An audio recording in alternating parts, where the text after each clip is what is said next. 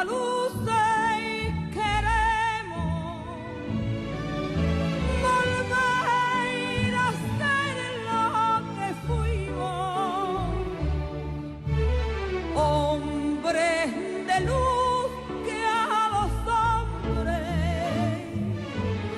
alma de hombre. Lo que somos y cómo somos los andaluces, nuestras costumbres, lo que usamos, lo que nos rodea, tiene su origen en la historia del territorio de Andalucía.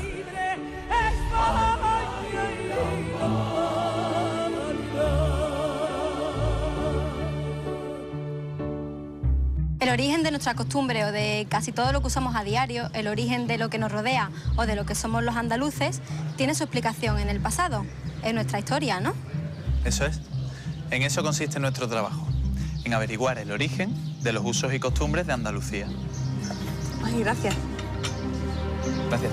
Mira, te pongo un ejemplo. ¿Tú sabes de dónde viene el pescadito frito? Uno de los platos más típicos de la gastronomía andaluza. ¿Cuál es el origen de nuestro pescadito frito? La costumbre de freír pescado en aceite de oliva no es algo reciente. Hace más de 2000 años, nuestros antepasados, que vivieron en la época romana, empezaron a freír en aceite de oliva boquerones, pijotas y acedías. Hasta entonces, el pescado solo se había podido comer crudo, a la brasa, cocido o curado en sal. Esta manera tan revolucionaria y sabrosa de preparar el pescado, friéndolo en aceite, nos ha llegado hasta nuestros días. Y se ha extendido por todo el Mediterráneo, convirtiéndose 20 siglos después en uno de los platos más representativos de la gastronomía andaluza. ¿Estáis seguros de que algo tan típico en Andalucía como es el pescadito frito lo inventaron los romanos? Bueno, los romanos no, nuestros antepasados romanos, que fueron los habitantes del territorio andaluz en la época romana. La época romana no fueron ni 30 ni 50 años, fueron 600. ¿600 años? Uf, madre mía, pues después de 600 años digo yo que algo nos habrán influenciado, ¿eh? Sí. Hombre, al decir algo te quedas un poquito corta. Mira, la época romana nos ha influenciado muchísimo. Tanto que gran parte de nuestra cultura actual se la debemos a la llegada de Roma a nuestro territorio de Andalucía.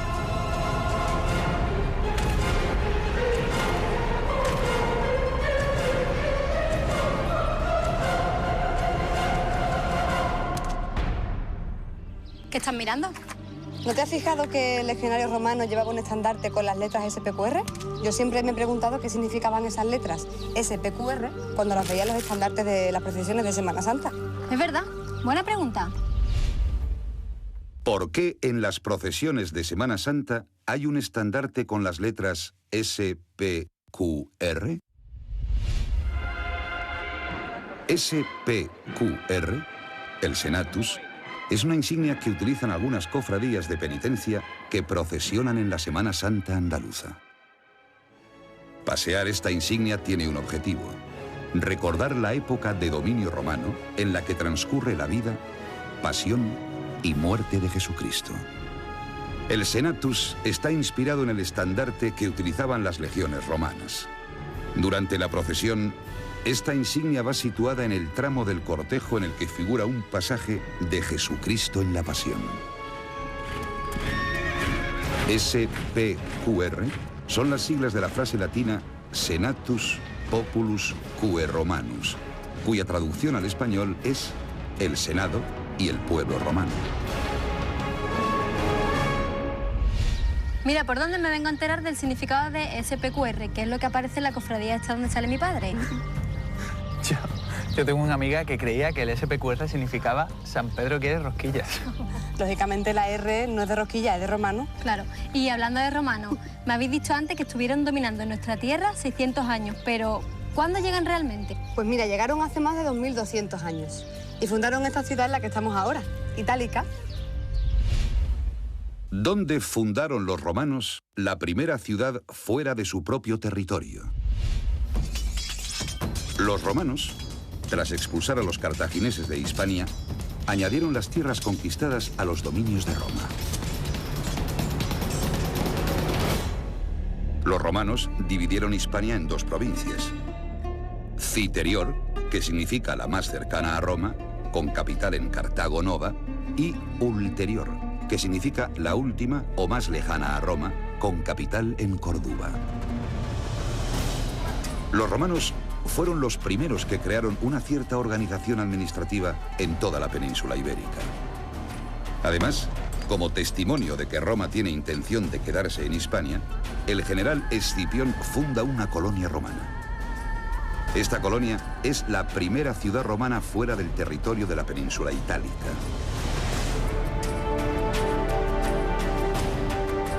Del nombre de la península itálica se dice que procede el nombre de esta primera ciudad, Itálica. Y lo más importante, Roma elige para fundar su primera ciudad fuera de Italia el territorio andaluz. Así que la primera ciudad fundada por el Imperio Romano fuera de la península itálica es esto, Itálica. Y la fundó concretamente aquí, en nuestro territorio de Andalucía. Pues dime cosas actuales que tengan su origen hace 2000 años, porque yo no soy capaz de acordarme de ninguna. Sin ir más lejos, el lugar que estás pisando. ¿El lugar que estoy pisando? Eso no lo entiendo, ¿eh? Sí, verás, lo que estás pisando es una acera, ¿no? Pues la acera la trajeron los romanos. Es que la gente piensa que hay cosas que se inventaron solas y nada más lejos de la realidad. ¿Por qué hay aceras en las calles?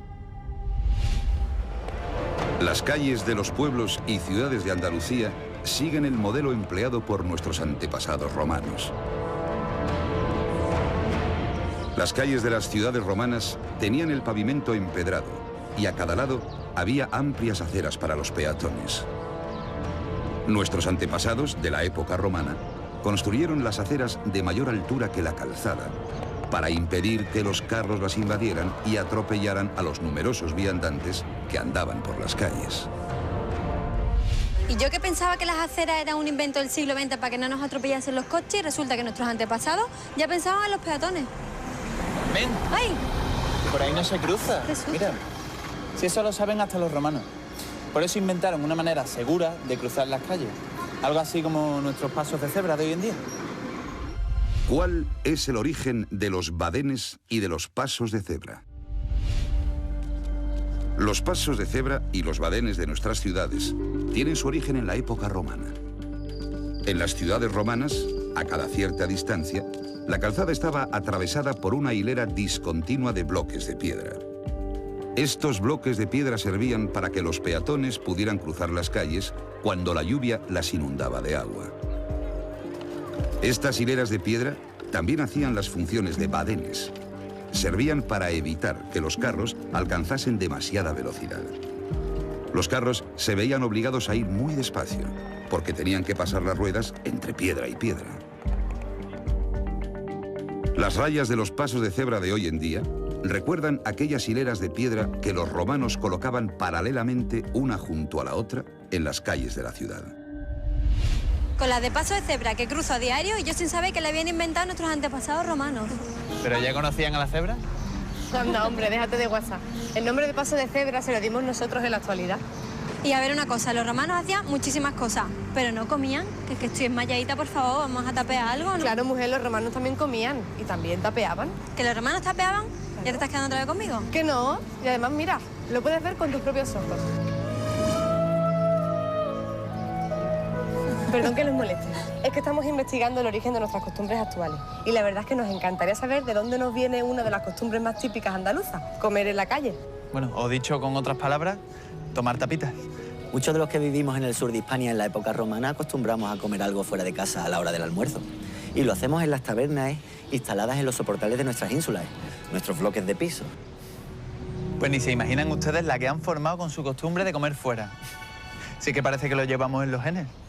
Les digo una cosa, que para los andaluces, en la actualidad, tapear a cualquier hora del día, más que una costumbre, es una religión. Es que con el buen tiempo que hace en esta tierra se agradece estar fuera de casa. Y nosotros además aprovechamos para que nuestros hijos pues, jueguen en la calle. Pero sentaros con nosotros. Venga, irse a jugar un ratito al parque. Sentaros. Tened cuidado, ¿eh? Bueno, ¿y a qué juegan sus hijos? Me encantaría saber a qué hubiese jugado yo si hubiese nacido hace más de 2000 años.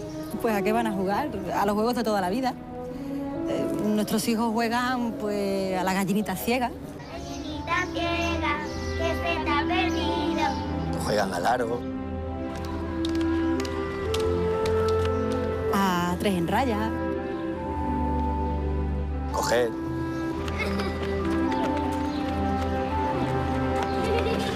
A la peonza. ¿A la peonza? Yo era un crack de chico jugando al trompo. Oye, mira, voy a ver si no se me ha ido todavía el vicio, ¿vale? Vale. Ahora vengo. Hola. Perdóname, ¿me dejas un segundo el trompo? Mira, yo me llamo Rafa, ¿vale? Estoy comiendo con vuestros padres. Y soy el campeón mundial de trompo. ¿Vale? Esto no lo habéis visto vosotros. Atento,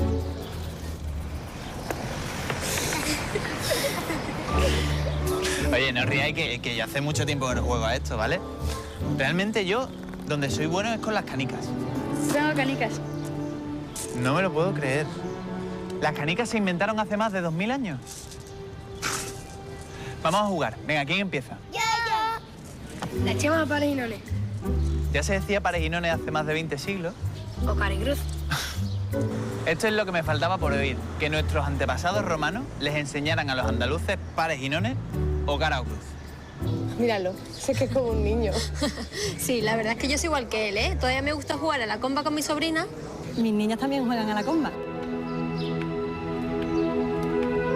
Y al escondite. Y a los columpios. Y a las muñecas.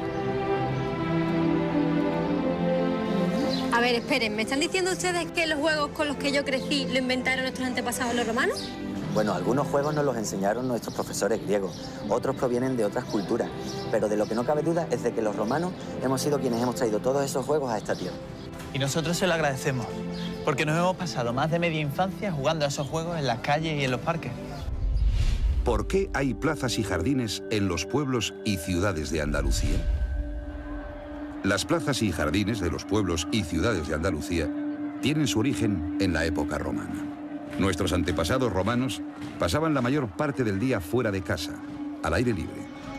Por eso, las ciudades fueron diseñadas para que la población pudiera hacer la vida en la calle. Y para que la gente pudiera estar casi todo el día en la calle, se construyeron muchos espacios abiertos, sobre todo plazas y jardines. En estas plazas y jardines, los ciudadanos encontraban el lugar ideal para charlar, para pasear y para que sus hijos jugaran.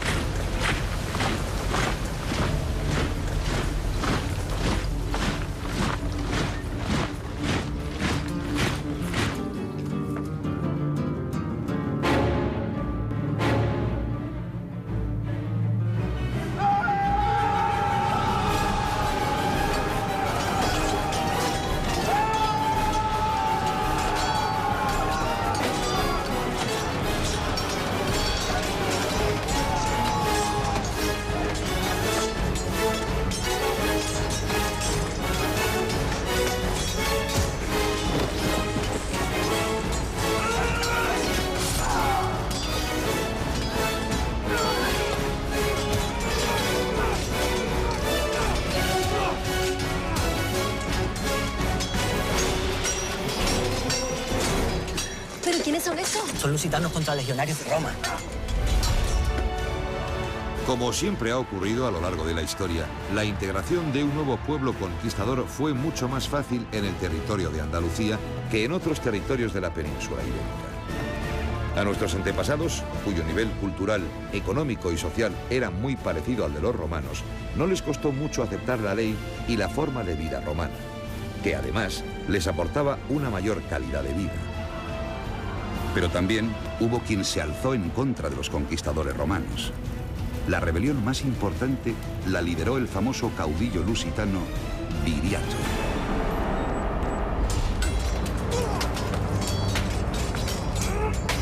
¿Pero Viriato no fue de la frase romano paga traidores? ¿Cuál es el origen de la célebre frase Roma no paga traidores? Viriato atacó a los romanos por toda la península ibérica. En nuestra tierra, Viriato atacó los territorios y ciudades de Huelva, Écija y Córdoba. Durante años, Viriato fue una auténtica pesadilla para las legiones romanas, que nunca pudieron vencerle en un campo de batalla. Solo mediante la traición pudieron acabar los romanos con él. 3 de sus lugartenientes, sobornados por Roma, apuñalan y matan a Viriato mientras dormía.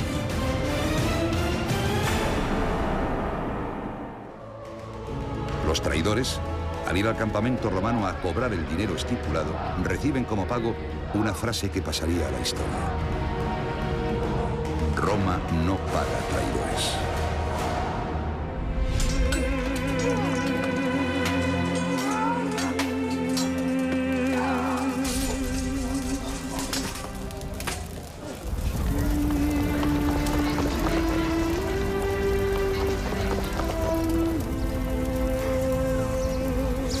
No veas la que se ha liado, ¿no? Van a tener que venir a hacer los bomberos. ¿Y cuál es el origen de los bomberos? ¿Cuál es el origen de los bomberos? Los primeros bomberos datan de la época romana. Se les llamaba vigiles. El motivo por el que se creó el primer cuerpo de bomberos fue por la necesidad de apagar los incendios que frecuentemente se producían en los bloques de pisos romanos. Por lo general, las casas romanas estaban fabricadas con vigas de madera. Y para colmo, la mayoría de las casas no tenían agua corriente. Los incendios eran provocados por el uso de lámparas de aceite y de antorchas que la gente utilizaba para iluminar en la oscuridad. Con el objetivo de controlar estos incendios y evitar que se propagaran, se crearon en las principales ciudades de la época romana un cuerpo de bomberos muy parecido al que tenemos hoy en día en nuestras ciudades de Andalucía. Bueno, y menos mal que siguen existiendo. Les ruego que nos perdonen, pero hemos de ir a auxiliar a nuestra familia. Vaya, lo primero es la familia. Bueno, pues adiós y gracias por todo. Buena suerte. Salve. Salve. Nos vamos nosotros también, ¿no? Sí, por favor. Qué estropicio, ¿verdad? Oye, ¿y esto quién lo paga? ¿Que lo pago yo, no? Perdón por el retraso, María. Lo siento. Yo no sé qué hago últimamente, pero es que no tengo tiempo para nada. Ya, también me lo vas a decir. Mira, me has pillado viendo los plazos de entrega del trabajo para el grupo editorial y es que nos faltan meses del año para cumplirlo. Si es que se debería poder estirar el tiempo cuando a uno le hiciera falta. Bueno, mi padre me comentó una vez que en el pasado se hacía. Que en la antigüedad, como la medida del tiempo no estaba fijada al detalle, algún que otro gobernante estiraba el año para poder quedarse un poquito de más tiempo en su cargo. No, si caraduras los ha habido en todas las épocas de nuestra historia. Oye, seguro que tienes razón, porque en la antigüedad cada pueblo tenía su propio calendario. Bueno, y cada calendario te puedes imaginar, de su padre y de su madre, con sus propios meses, los días del año, que era un auténtico lío saber en qué mes estaba uno. Pero entonces, ¿cuál es el origen de nuestro calendario actual? ¿Cuál es el origen del calendario que usamos? Los pueblos primitivos solían usar como calendario las fases de la luna. Pero los egipcios descubrieron que los calendarios lunares no eran prácticos para predecir el inicio de las crecidas de su río Nilo, un acontecimiento fundamental para su subsistencia. Las fases de la luna eran muy cortas y conducían a errores. Los egipcios también se dieron cuenta que siguiendo el movimiento del sol podían predecir las estaciones, porque cada 365 días siempre llegaba el día más largo, justo en la época en que el río Nilo regaba sus tierras. Los egipcios, desde entonces, prefirieron utilizar el calendario solar. ¿Pero ese es el calendario que utilizamos hoy día? Bueno, ese es el origen. Porque el calendario que utilizamos en la actualidad lo trajeron... No me lo digas. ¿Los romanos? Stevie Wonder, incluyendo el nombre de los meses del año. ¿Por qué le pusieron a los meses del año el nombre que tienen? El calendario que actualmente utilizamos los andaluces, y prácticamente la totalidad de los habitantes del mundo, tiene su origen en la época romana. El mes de marzo era el mes en el que empezaba el buen tiempo, y por lo tanto era cuando las legiones romanas podían emprender nuevas guerras de conquista. Por eso, los romanos cuya prioridad era conquistar nuevos territorios, dedicaron el mes de marzo a Marte, el dios de la guerra. Al mes siguiente le pusieron el nombre de Aprilis, porque era el mes de la apertura de las flores. De la palabra Aprilis procede el nombre del mes de abril. El mes que seguía recibió el nombre de Maius, porque se piensa que estaba dedicado a Maya. A la vez a Maya, ¿no? No, gracioso. Amaya, la diosa romana de la fertilidad agrícola. Además, precisamente yo nací en mayo. Y yo en junio. A ver de dónde viene el nombre. Junio era el mes dedicado a Juno, diosa del hogar y la familia. Al mes que seguía a junio le pusieron de nombre Quintilis, porque era el quinto mes. Más tarde, ese nombre fue cambiado por Julio, porque dedicaron ese mes al famoso general romano Julio César. Agosto era llamado en un principio Sextilis, es decir, el sexto mes. Pero el Senado romano cambió ese nombre porque quiso dedicar el mes Sextilis a honrar a Augusto, el primer emperador romano. Por eso, ese mes se llama ahora agosto. Al mes séptimo se le llamaba simplemente así, séptimo. En latín, el idioma de los romanos, séptimo se decía september. La palabra september derivó al idioma español en la palabra septiembre. Al mes octavo, los romanos le llamaron simplemente así, octavo. En latín se decía october, y october se transformó en la palabra española octubre. Al mes noveno, los romanos le llamaron noveno, en latín november, de ahí el nombre de noviembre. Y al décimo mes le llamaron simplemente décimo, en latín december, diciembre en español. Oye, ¿o yo he contado mal? ¿O a mí me faltan ahí 2 meses? No, pero eso es porque hemos empezado en marzo y hemos acabado en... Oye, faltan 2 meses. El primitivo calendario romano tenía solo 10 meses. Por eso, septiembre era el mes séptimo, octubre el mes octavo y así sucesivamente. Este calendario funcionó de esta manera hasta que el rey romano Numa añadió 2 nuevos meses para adecuar el calendario a las estaciones del año. Y les puso de nombre Januarius, porque lo dedicó a Jano, dios de los comienzos, y Februarius, porque lo dedicó a Februs, dios que perdonaba las faltas cometidas a lo largo del año. Januarius y Februarius son nuestro enero y febrero, y eran los últimos meses del año. Bueno, ¿y entonces? ¿Desde cuándo están distribuidos los meses tal y como lo conocemos hoy en día? Para acabar con las irregularidades en la medida del tiempo, el gobernante romano Julio César decidió instaurar un calendario unificado para todos los territorios romanos en el año 46 a.C. Basándose en el calendario solar egipcio, Julio César ordenó dividir el año en 365 días. También ordenó que definitivamente el año comenzara en enero, en lugar de en marzo. O sea, pero ahora que hablamos otra vez de febrero, hay otra pregunta que nunca consigo explicarme. ¿Por qué febrero no tiene 30 o 31 días como los demás meses? O sea, es que los demás meses no pueden prestarle un par de días al pobre febrero. ¿Por qué febrero tiene menos días que los otros meses? La última vez que sucedió un ajuste en el mes de febrero fue para que el mes dedicado al emperador Augusto tuviera la misma importancia que el mes dedicado a Julio César. Así, para sumarle un día a agosto y que tuviera 31 días, como Julio, se le quitó un día a febrero. Esta es la explicación por la que el mes de febrero solo tiene 28 días y por la que hay 2 meses seguidos con 31 días, julio y agosto. Me parece una sabia decisión, porque así los que tenemos vacaciones en agosto tenemos un día más para disfrutarlas. Oye, me ha gustado esto, ¿eh? Me apunto volver a darle vueltas al tema del calendario. Pues sí, ¿verdad? Porque ya puestos, a mí me gustaría saber cuál es el origen de los nombres de los días de la semana o por qué dividimos los días en horas, por ejemplo.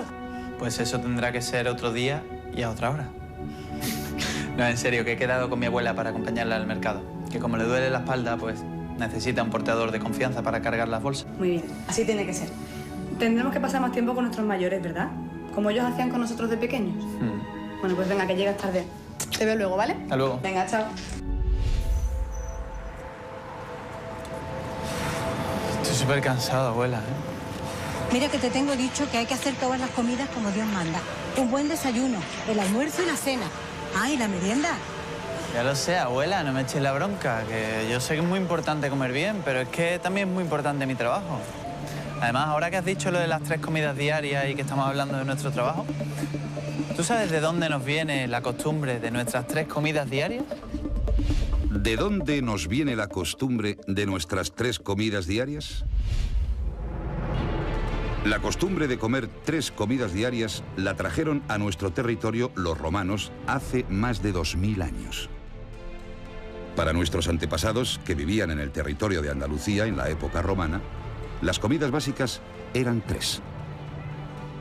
El desayuno, que no era muy copioso, ya que el romano se levantaba muy pronto, a la salida del sol, y normalmente se tomaba de pie. El almuerzo, que se tomaba sobre las 12, era muy ligero, y frecuentemente se comía fuera de casa o se aprovechaban los restos de la cena del día anterior. En ocasiones se tomaban la que llamaban merenda, origen de nuestra actual merienda. Y por último llegaba la cena, la comida principal del día, convertida en un auténtico ritual que reunía a la familia y podía prolongarse durante horas. Para la mayoría de la gente, la hora de la cena era el momento más importante del día.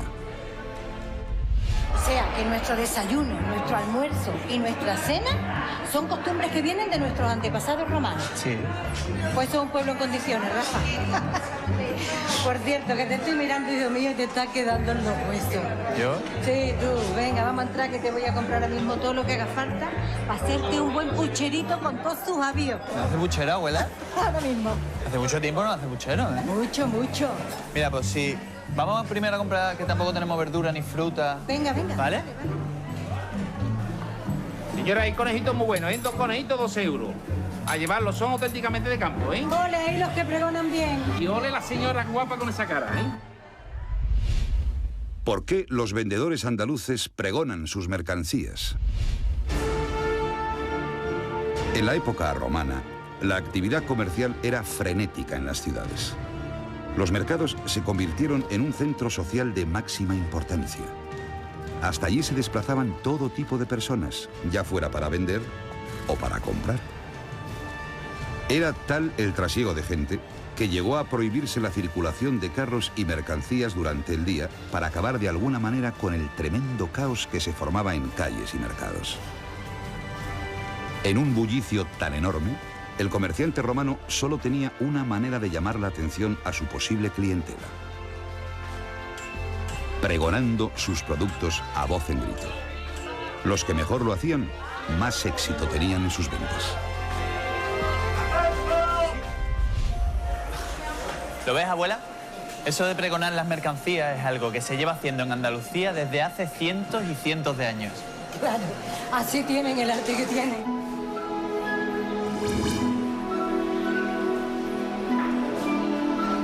¿Qué estás haciendo, tonto? ¿Qué haces, tontolada? Vamos a ver, ¿para qué coges patatas? Si en nuestra época no se conocían las patatas, ¿para qué queremos unas patatas? Las patatas. Mira, abuela, un romano haciendo la compra. Hombre, por supuesto, caballero. Hombre. Coge la cesta, coge la cesta. Es que esta noche tenemos una cena con mi amo en casa, ¿eh? Bueno, una gran cena, ¿eh? Y estamos comprando todo lo necesario para que no nos falte de nada. Ah, pues mira, a mí eso me interesa. Me gustaría a mí saber qué es lo que comían nuestros antepasados romanos en Andalucía. Si son cosas muy distintas a lo que se come hoy en día. ¿Ustedes qué es lo que comen? Setas. Setas, que setas, te quieres callar la boca. ¿Tú qué dices nada de setas? ¿Qué estás aquí con los señores? Nosotros comíamos de todo, ¿eh? De todo. Bueno, sobre todo una variedad en fruta.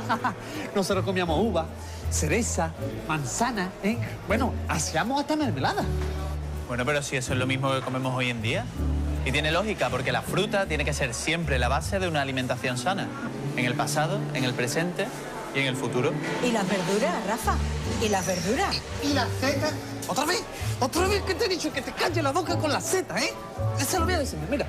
Nosotros, por ejemplo, mira lo que llamamos. Nuestra buena col. Aguanta ahí, chavalote, que te das fuerte. Mira, llamamos nuestra buena col. Mira, nuestro buen puerro. Comíamos de todo, mire. Comíamos garbanzo, lentejitas, comíamos habas, nuestras buenas nueces, porque nos las comíamos también, ¿por qué no? Bueno, y sobre todo, esto nos ha encantado, ¿eh? Sobre todo lo que comíamos eran aceitunas, ¿eh? Que bien se sabe que las aceitunas fueron traídas a esta tierra por los fenicios. Ya, si yo conocía a un fenicio tenía toda tu cara. Sí, pues ya sería guapo el fenicio, ¿eh? Yo es que tengo antepasados fenicios, que vivían en Gades. Lo que pasa que lo cogieron los romanos y los esclavizaron, ¿eh? Claro. Pero bueno, que me estoy aquí enrollando. Mira, una preguntita. ¿Ustedes los romanos en Andalucía no comíais carne? Hombre, carne sí, claro que comíamos. Bueno, carne y de la mejor calidad y muy variada, ¿eh? ¿Es en la actualidad la época de la historia en la que se come más variedad de carnes? Nosotros, en la actualidad, comemos menos variedad de carnes que nuestros antepasados de la época romana. En aquella época, el cerdo era apreciadísimo. El buey también. Obviamente, en Hispania, que es una palabra que significa tierra de conejos, el conejo era la carne más abundante. Además, comían carne de asno salvaje. También comían grulla, tórtola y pavo real. E incluso comían cigüeñas. En cambio, los ciudadanos romanos, a diferencia de los andaluces de la actualidad, apenas consumían pollo. Fíjate, Rafa, lo que yo no sabía es que el cerdo era apreciadísimo en esa época, ¿eh? Y eso que no conocían el jamón serrano. Pues yo creía que el pollo, que es la carne que más comemos hoy en día, también había sido la más consumida a lo largo de la historia. Y ya veo que no. Y además de la carne, yo supongo que en la época romana también se consumiría mucho pescado, ¿no? Mira, a mí lo que más me gusta son los boquerones y las sardinas, ¿verdad, abuela? Sí. En nuestra época, el pescado más apreciado, ¿sabéis cuál era? Pues era el rodaballo, el esturión, el lenguado, el salmonete, el marisco. Bueno, y ya si hablamos de pescado, ¿eh? No se me puede pasar el comentaros una especie de aliño que hacíamos nosotros en nuestra época, que eso causaba furor allí en Roma. Era el no más. Le llamábamos el garo. Nunca había oído hablar del garo. ¿Y qué dice usted? ¿Que era como una especie de aliño? ¿Como la salsa vinagreta de hoy día? O sea, que la gente le echaba la comida, en vez de echarle ketchup o mayonesa, le echaba garum, ¿no? Bueno, ¿y el garum ese que fue tan famoso, cómo se hacía? Dígame usted la receta. Bueno, pues muy sencillo hacer el garum. Mire, se lo voy a explicar, ¿eh? Mire, ustedes cogen un recipiente común de lo que tengan ustedes en casa, ¿de acuerdo? No hace falta medidas de ninguna, cualquier recipiente. ¿Qué hacen ustedes con eso? Pues mire, le echáis trocitos de las entrañas de los peces. ¿Junto con qué? Con trocitos de pescado. Usted dirá, ¿ahora yo qué hago con esto? Pues yo se lo explico. Lo primero es lávense las manos porque esto hay que hacerlo muy limpio, ¿vale? Cogen el recipiente y empiezan a removerlo hasta que se queda una pasta completamente homogénea, ¿vale? Una vez tengamos esa pasta, la ponemos en lo alto de la ventana para que le dé el sol. Y se volverán a preguntar, ¿para qué? ¿Para qué? Para eso estoy yo aquí, para decírselo. Para que la pasta fermente. Una vez que la pasta está fermentada, ustedes cogen y la exprimen como buenamente puedan y eso empezará a soltar un juguito. Y señores, ese juguito es el garum. Eso cogen ese jugo, lo ponen en lo harto de un pescadito y eso está rico, rico. Barbatus, ¿qué haces molestando a estas personas? No, mi señor, no. Sí, verá, es que yo estoy haciendo un trabajo sobre el origen de nuestros usos y costumbres y ellos me están ayudando. Eso suena muy interesante. Lo mejor sería que vinieran esta noche a cenar a mi casa. Así podrán ver con sus propios ojos qué comidas y costumbres heredaron de nosotros, sus antepasados de hace 2000 años. ¿De verdad? ¿Vamos a poder disfrutar de una auténtica cena romana? Será un placer recibirlos. Pues allí estaremos, ¿verdad, abuela? Claro que sí, muchas gracias. ¿Qué hace con esto? ¿Qué te he dicho yo? Que patata no, que patata en Roma no la conocíamos. Pero si había seta. ¿Seta? Qué pesado este hombre con eso de la seta. Verás tú cuando salgamos a la plaza y veas la seta gigante. Avi, ¿no venimos con un poco de antelación? A ver, Rafa, no te preocupes, que a los toros hay que venir con tiempo, ¿eh? Ya, pero Es que a los toros no le han puesto ni los cuernos todavía, seguro. A ver, Rafa, mira, no te desesperes. Mientras nos vamos al bar, y me cuentas de paso el proyecto en el que estás metido. Tío, ¿no te lo he contado? ¿Tú te acuerdas de María, la de mi facultad? Sí. Pues nos hemos metido los dos en un proyecto alucinante. Estamos investigando el origen de nuestros usos y costumbres aquí en Andalucía. Tío, buceando en la historia. Ostras, pues eso suena de maravilla, ¿eh? Pero igual de bien que suena este pedazo de cartel, ¿eh? Máxima categoría de cartel. Oye, pues hablando de mi trabajo y de los carteles, ¿tú sabes quiénes inventaron los carteles de los espectáculos? No, ¿quiénes? La respuesta está en la historia. ¿Quiénes inventaron los carteles de los espectáculos? En la época romana, los espectáculos de los gladiadores y las carreras de cuadrigas tenían un extraordinario éxito entre la población. Con el objeto de que todos los romanos estuvieran al tanto de los espectáculos que había cada día y de quienes participaban en ellos, se inventaron los carteles. Estos carteles se pegaban por las calles y en ellos se detallaba la programación de cada espectáculo. Eso es, en vez de los nombres de los toreros ponían los nombres de los gladiadores, ¿no? Jesulini de Burcae, el Cordobensi y Orteguscano. Una cosa así sería. Tío, y además esa gente se jugaba la vida, como nuestros toreros. Y tanto. Yo me acuerdo de las películas de Romano y allí los gladiadores luchaban contra la fiera. ¿Desde cuándo hay espectáculos en los que el hombre lucha a muerte contra un animal? El origen de que un hombre y un animal se enfrenten en una lucha a muerte no es nada reciente. Hace más de 2000 años, nuestros antepasados de la época romana disfrutaban viendo a hombres matando animales o muriendo entre sus garras. La muerte como espectáculo se convirtió en un fenómeno social para las masas. Los participantes eran prisioneros de guerra, esclavos adiestrados y condenados a muerte. En ocasiones, también participaban hombres libres que se inscribían en escuelas de adiestramiento, atraídos por las recompensas y por la gloria que suponía ser vencedor. O sea que eso de arriesgar la vida por fama y dinero ya venía de antiguo. Yo me los imagino ya, haciendo el paseillo, ¿eh? Y saludando al tendido. ¡Ole! ¿Por qué los espectáculos de masas comienzan con un desfile de los protagonistas? Hacer el paseillo y saludar a la autoridad antes de comenzar un espectáculo de masas es una costumbre mantenida durante más de 20 siglos. Esta costumbre surgió en los anfiteatros y circos de la época romana. El espectáculo de los gladiadores romanos, luchando para conservar su vida, comenzaba con un gran desfile.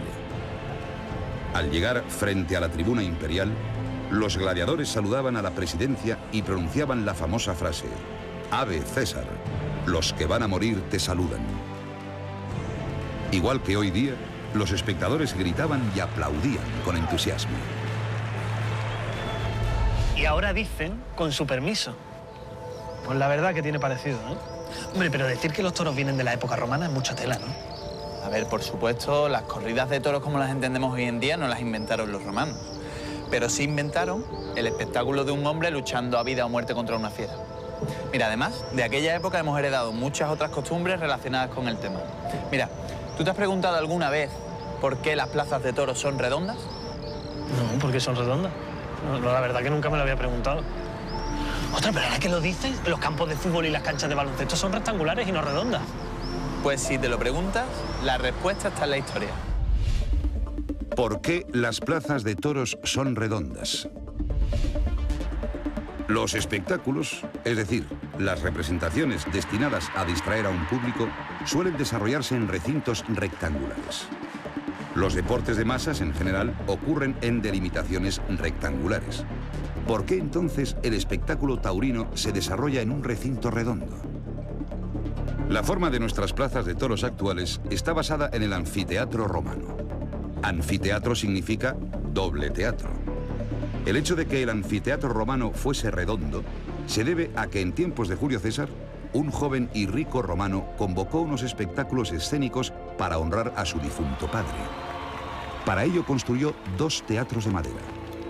Durante el día, cada teatro representaba sus juegos escénicos por separado.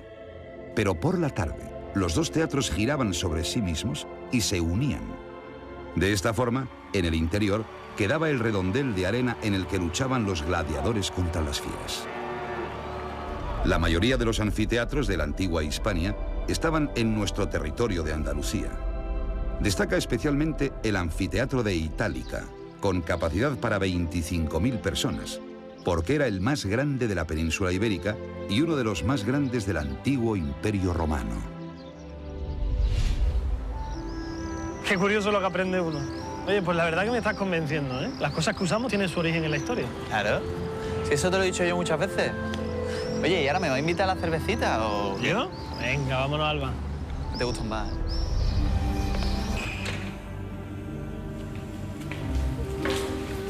Esto es preciosa. Me recuerda al patio de la antigua casa de mis padres. Con su fuente, incluso con su altar. Ahí teníamos nosotros a la Virgen de los Remedios. Este es nuestro altar, dedicado al Dios que protege a esta casa. Aquí es donde recordamos a nuestros antepasados diariamente. Sí, es como la mesita en la que tú tienes las fotos de tus padres o del abuelo. Lo que pasa es que nuestros antepasados romanos, en vez de tener fotos, pues tenían máscaras o las cenizas de sus fallecidos. Por cierto, mi amo, ya está todo preparado. Pueden pasar al interior cuando quieran. Gracias, Barbatus. Pasemos al triclinium. ¿Qué es lo que ha dicho? El triclinium es el comedor romano, abuela. Les advierto que para pasar a un comedor romano hay que hacerlo con el pie derecho, que si no, trae mala suerte. ¿Quién me iba a decir a mí que lo que vengo diciendo de toda la vida se decía ya hace 2000 años? Hay costumbres que no pasan con el paso de los siglos, pero bueno, no es más que una superstición. Uy, qué bonito el comedor romano. En el próximo capítulo... Y para terminar la cena, vamos a ver un espectáculo famoso en toda Hispania. Las bailarinas gaditanas. Si tú supieras con qué se lavaban los dientes en la antigua Roma. ¿Cuál es el origen de la pasta de dientes? Los celtíberos, que habitaban el centro de la península ibérica, se lavaban los dientes con orines. ¡Buah, qué asco, tía! ¿Cuál es el origen de los límites geográficos de Andalucía? La verdad es que viéndolo en un mapa, la Bética romana y nuestra Andalucía son casi iguales. Sé que cuando yo te digo que los andaluces tenemos algo en común entre nosotros es cierto. Hasta los romanos se dieron cuenta. Los andaluces sabremos quiénes somos si sabemos quiénes fuimos. En el próximo capítulo, la respuesta está en la historia.